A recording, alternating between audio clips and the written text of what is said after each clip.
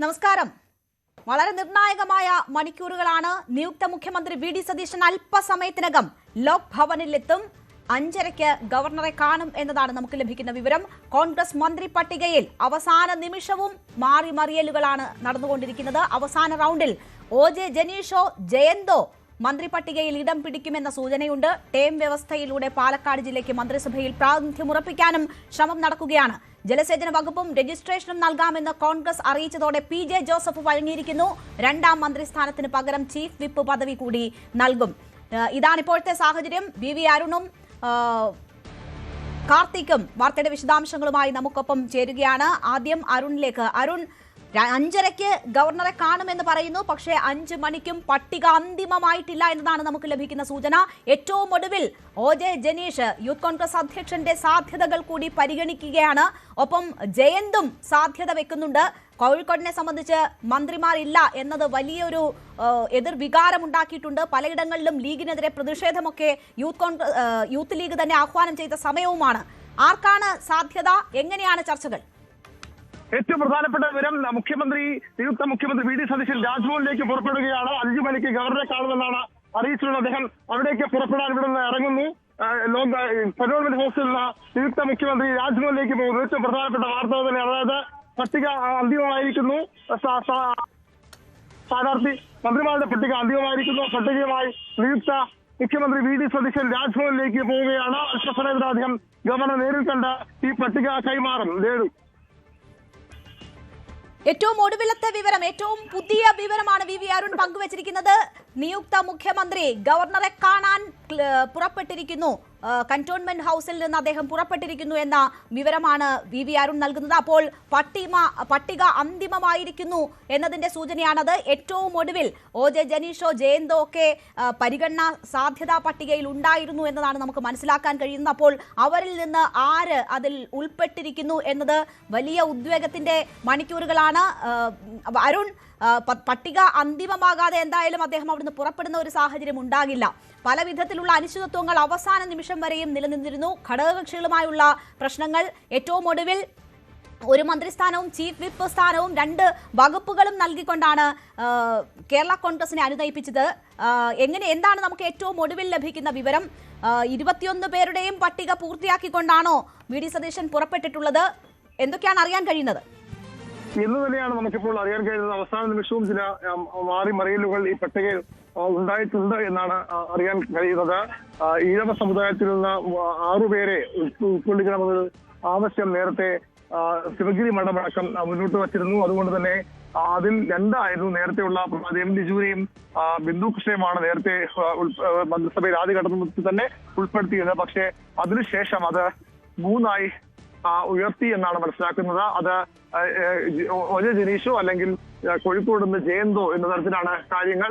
ഏതായാലും അല്പസമയത്തിനകം അദ്ദേഹം രാജ്ഭവനിലെത്തും. അവിടെ വാർത്താ സമ്മേളനം ഇവിടെ കന്റോൺമെന്റ് ഹൗസിൽ വാർത്താ സമ്മേളനം അദ്ദേഹം നടത്തും. ആ രീതിയിലാണ്. അതായത് ഗവർണറെ കണ്ട് മടങ്ങി വന്നതിന് ശേഷമായിരിക്കും ഔദ്യോഗികമായിട്ട് പ്രഖ്യാപനം ഉണ്ടാവുക അല്ലേ? വാർത്താ സമ്മേളനം തീർച്ചയായിട്ടും അതിനുശേഷമാകും ഔദ്യോഗികമായ പ്രഖ്യാപനം ഉണ്ടാവുക. വാർത്താ സമ്മേളനം നടത്തുക എന്നാണ് അറിയാൻ കഴിയുന്നത്. ആ രീതിയിലാണ് കാര്യങ്ങൾ ഇപ്പോൾ മുന്നോട്ട് പോകുന്നത്. ഏതായാലും അല്പസമയത്തിനകം അദ്ദേഹം രാജ്ഭവനിലെത്തുന്നതോടെ അവിടെ നിന്നുള്ള ദൃശ്യങ്ങൾ കൂടി ലഭ്യമാക്കാൻ കഴിയുമെന്ന് പ്രതീക്ഷിക്കുന്നു. നിയുക്ത മുഖ്യമന്ത്രി വി ഡി സതീശൻ രാജ്ഭവനിലേക്ക് പുറപ്പെട്ടിരിക്കുന്നു. വി ഡി സതീശൻ രാജ്ഭവനിലേക്ക് പുറപ്പെട്ടിരിക്കുന്നു. മന്ത്രിമാരുടെ പട്ടിക അന്തിമമാക്കിയിരിക്കുന്നു. ചരിത്രമാണിത്. കോൺഗ്രസിനെ സംബന്ധിച്ച് അല്ലെങ്കിൽ UDFനെ സംബന്ധിച്ച് ഇത്ര വേഗത്തിൽ ഒരു തീരുമാനം മന്ത്രിമാരുടെ കാര്യത്തിൽ ഉണ്ടാകുന്നത് ചരിത്രത്തിൽ ആദ്യം എന്ന് തന്നെ പറയാം. വളരെ കുറച്ച് സമയം എടുത്തുകൊണ്ട് മന്ത്രിമാരുടെ 21 പേരുടെ ലിസ്റ്റ് തയ്യാറാക്കാൻ UDFനെ സംബന്ധിച്ച് ആയിരിക്കുന്നു. നമുക്കറിയാം മുഖ്യമന്ത്രി ആര് എന്ന തീരുമാനം 11 നാൾ നീണ്ട അനിശ്ചിതത്വത്തിനൊടുവിലാണ് വി ഡി സതീശനെ മുഖ്യമന്ത്രി സ്ഥാനത്തേക്ക് ഹൈക്കമാൻഡ് നിർദ്ദേശിച്ചത്. അതിന്റെ ഔദ്യോഗിക പ്രഖ്യാപനം വന്നത്. എന്നാൽ മന്ത്രിമാരുടെ കാര്യത്തിൽ തീരുമാനം 21 മന്ത്രിമാരുടെ കാര്യത്തിലുള്ള തീരുമാനം വളരെ പെട്ടെന്നെടുക്കാൻ കോൺഗ്രസിനെ സംബന്ധിച്ചായിരിക്കുന്നു. അതിൽ പരസ്യമായുള്ള പ്രതികരണങ്ങൾ വളരെ കുറവാണ് എന്ന് തന്നെ കാണാം.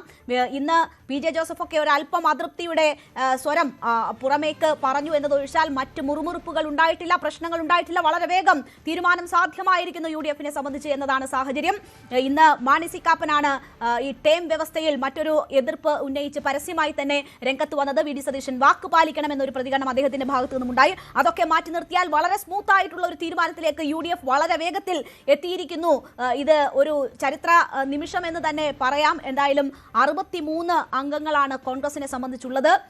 അതിൽ നിന്ന് ആരൊക്കെ മന്ത്രിസ്ഥാനത്തേക്ക് എത്തിയിട്ടുണ്ട് എന്നതാണ് നമ്മൾ ഏറ്റവും ആകാംക്ഷയോടുകൂടി കാത്തിരിക്കുന്നത്. ആ പട്ടികയിൽ ആരുടെയൊക്കെ പേരുകൾ അവസാന നിമിഷം ഒഴിവാക്കപ്പെട്ടു, ആരെയൊക്കെ ഉൾപ്പെടുത്തിയത്. ഇപ്പോൾ നമ്മൾ കാണുന്ന ദൃശ്യം വി.ഡി. സതീശൻ ഗവർണറെ കാണാനായി പുറപ്പെടുന്നതിന്റെ ദൃശ്യങ്ങളാണ്.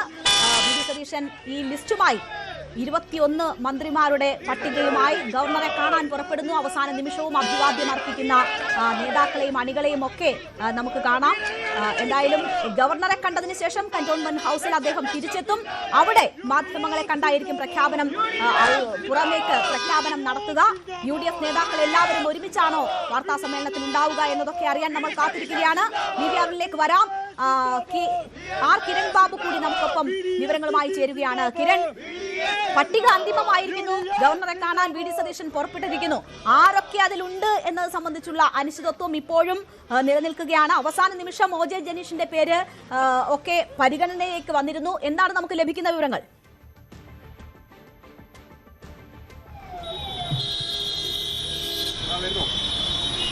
ലോക് ഭവനിലേക്ക് വി.ഡി. സതീശന്റെ വാഹനം എത്തുന്നു. ലോക് ഭവനിന്റെ ഉള്ളിലേക്ക് വാഹനം കടന്നുപോയതാണ് നമ്മളിപ്പോൾ കാണുന്നത്.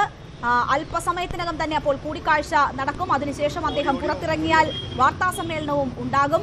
ആരൊക്കെ ഈ അന്തിമ പട്ടികയിൽ ഇടം പിടിച്ചിരിക്കുന്നു, ആരാണ് അവസാന നിമിഷം ഒഴിവാക്കപ്പെട്ടത്? വലിയ ഉദ്വേഗത്തിന്റെ നിമിഷങ്ങൾ എന്ന് തന്നെ നമുക്ക് പറയാം.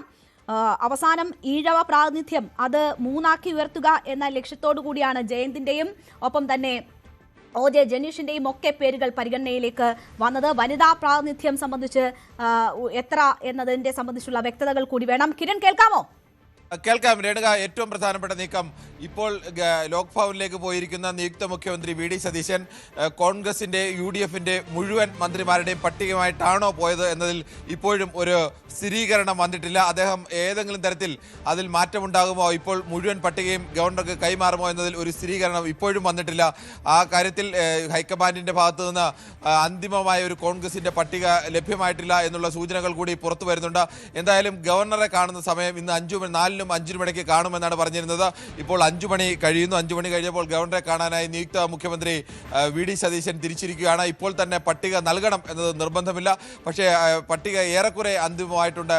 അതിൽ ചില പേരുകളുടെ കാര്യത്തിലായിരുന്നു. കൂടുതൽ വാർത്തകൾക്ക് News 18 Keralam YouTube channel subscribe ചെയ്യുക.